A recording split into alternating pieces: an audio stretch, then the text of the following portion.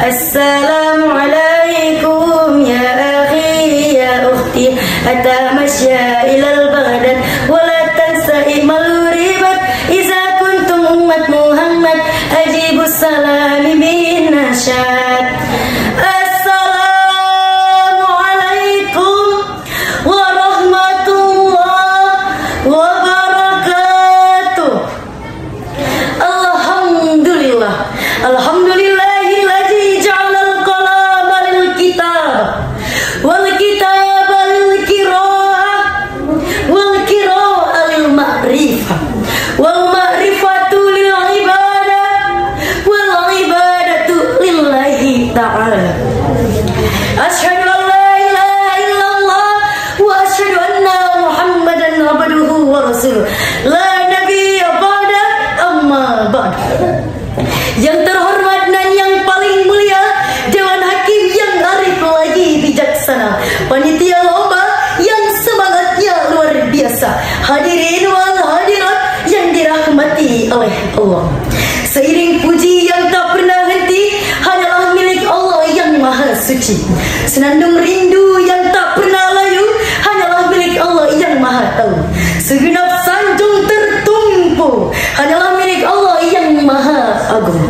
Salawat bertangkaikan salam, marilah kita curah limpahkan ke mahkota alam, perlara jikalau duka, pengobat kalbu jikalau rindu, berenang hati jikalau tersakiti, yakni Habibana wa Nabiyana wa Rasulana Muhammad sallallahu ala Muhammad sallallahu alaihi wasallam sallallahu ala Muhammad sallallahu alaihi wasallam, yang telah membawa kita dari zaman jahiliyah menuju zaman Islamiyah, dari zaman naik onta hingga naik Avanza.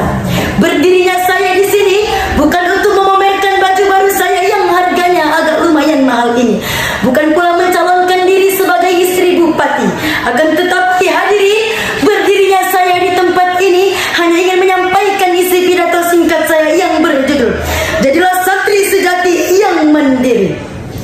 Masyarul muslimin, Dewan Hakim yang saya takzimi berkaitan dengan santri pemuda zaman sekarang ini.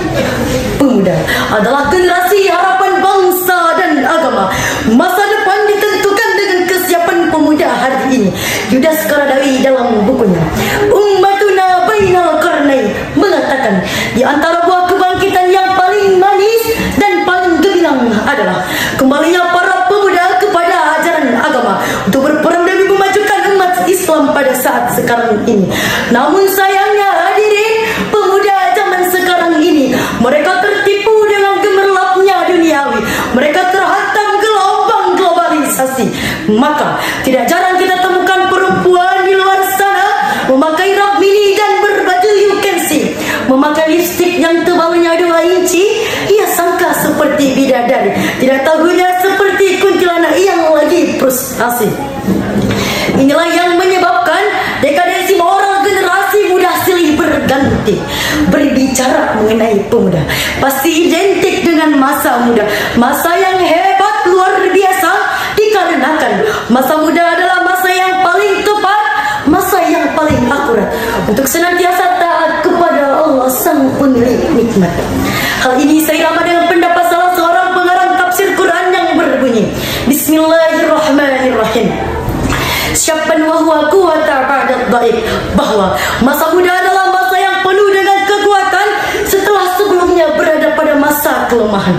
Sehingga hadirin, pantaslah seorang proklamator bangsa pernah mengatakan, berikan kepadaku 10 pemuda, niscaya akan kuguncang dunia. Sehingga jelas, sehingga wajar, pemuda memiliki peran penting dalam maju mundurnya suatu bangsa, negara dan agama kita tercinta ini.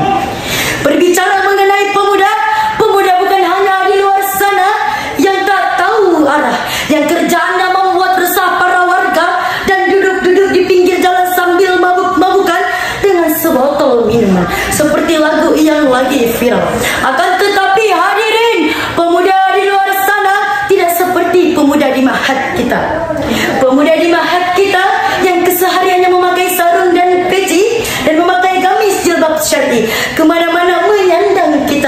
suci, serta zikir yang melingkar di jari sebagai pengganti HP yang canggih, yang rela bangun pagi hanya untuk ngantri mandi, yang rela berlari untuk mengambil nasi, dan rela menahan ngantuk demi setoran ngaji.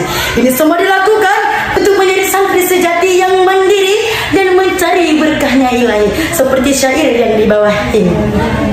Suasana di kota santri asyik senangkan hati. Suasana di kota santri asyik senangkan hati. Tiap pagi dan sore hari muda-mudi berbusana rapi, menyandang kitab suci, hilir muji silih berganti, pulang pergi mengaji. Itulah seorang santri. Masyarul muslimin, dewan hakim yang saya takzimi. Mendengar kata santri, pasti terbenak di pikiran kita apa itu santri dan siapa itu santri. Santri adalah orang-orang yang terpilih untuk menjadi orang yang berguna di masa depan nanti. Bukan berarti orang yang di luar sana tidak penting bagi negeri. Menjadi santri bukanlah suatu hal yang keji, akan tetapi hadirin, disinilah kita dilatih untuk menjadi santri yang mandiri. Seperti judul pidato saya yang singkat ini. Santri sejati yang rela jauh dari orang tuanya, yang rela berkorban jauh dari tidur nyenyak, yang rela berkorban jauh dari HP canggihnya, dan yang rela berkorban jauh dari makan enaknya. Hanya dengan makan sambal teri dicampur terasi dan dicampur daun ubi, rasanya wah nikmat sekali.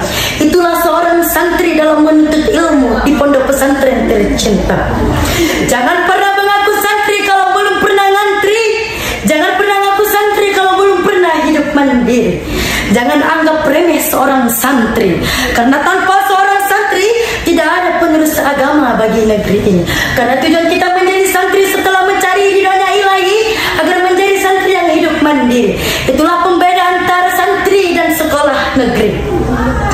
Kata santri bukan dalam bahasa Arab, tetapi susunan dari beberapa huruf hijaiyah, yang mana setiap huruf memiliki makna tersendiri, yaitu sin, sitrul aurat, menutup aurat.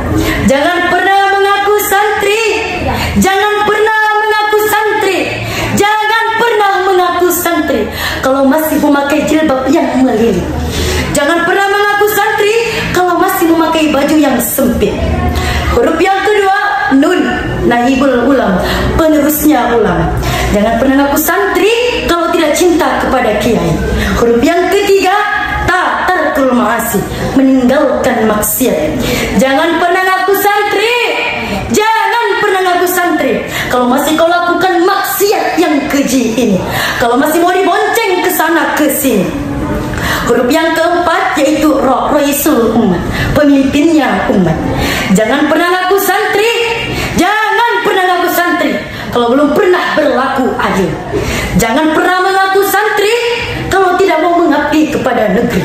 Itu namanya laknat yang sejati. Sampai sinilah pidato yang dapat saya sampaikan. Lebih dan kurangnya saya mohon dimaafkan. Wabillahi